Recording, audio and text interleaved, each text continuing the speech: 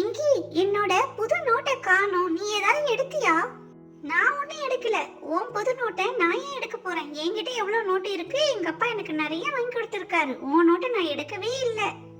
பிங்கி, நேத்து ஒரு புது நோட்டு வச்சிருந்தல, அது சூப்பரா இருந்துச்சு. அந்த நோட்டு உங்க அப்பா எந்த கடையில வாங்கிட்டு வந்து கொடுத்தாரு? பிங்கி, நோட்டை எடுத்துக்கிட்டு எடுக்கலன்னு நான் சொல்றேன். நீ பிங்கி இல்ல, சரியான மங்கி. சுபே, நான் தான் எடுத்தேன். அதுக்கு என்ன இப்ப? இனிமே உன் பேரு சுப்பு இல்ல, கப்பு. ரெண்டு பேருக்கும் சரியான போட்டி. பேர் போட்டி நல்லா இருக்கு. என்னது, உங்க மூணு பேரையும் படிக்க சொன்னா காலங்காத்தாலே சண்டை போட்டுட்டு இருக்கீங்க? என்ன பிரச்சனை உங்களுக்குள்ள? அம்மா, இவ என்னோட நோட்டை எடுத்துக்கிட்டு இல்லன்னு சொன்னாமா, அதாம்மா சண்டை எங்க ரெண்டு பேருக்குள்ள.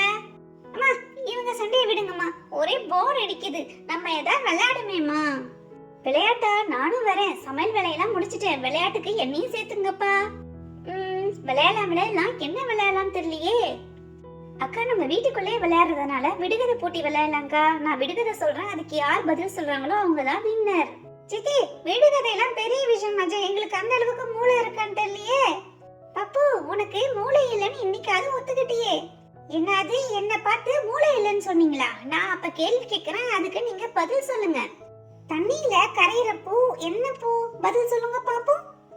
தண்ணியில கரையிற பூவா? என்ன பூன்னு தெரியலையே. ரோஜா பூ. சுபே, உனக்கு மூளை இருக்குன்னு ஒத்துக்கிட்டேன். சரி சரி, அது ரோஜா பூ இல்ல, ஷாம்பு.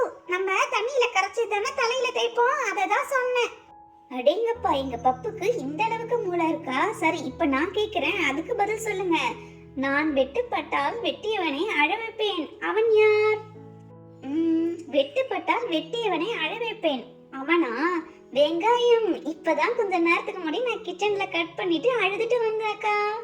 ஹை, நான் நினைச்ச சித்தி கரெக்டா சொல்லிட்டாங்க ஆன்சர். சரி, இப்ப அடுத்து யாராவது கேளுங்க, நான் பதில் சொல்றேன். நான் இப்ப கேக்குறேன். அமைதியான பையன் அடிக்காமலே அழுவான், அவன் யார்?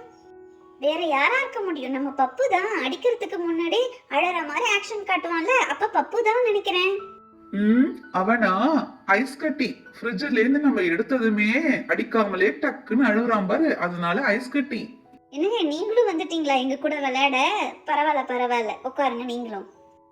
ராதா, உங்க கூட விளையாடுறதுக்கு தான் நான் வந்திருக்கேன். மணி ஆகுது, சாப்பாடு போட்டா நான் திரும்ப வயலுக்கு போவேன். அங்க ஆளுங்க எல்லாம் உட்கார்ந்து இருக்காங்க.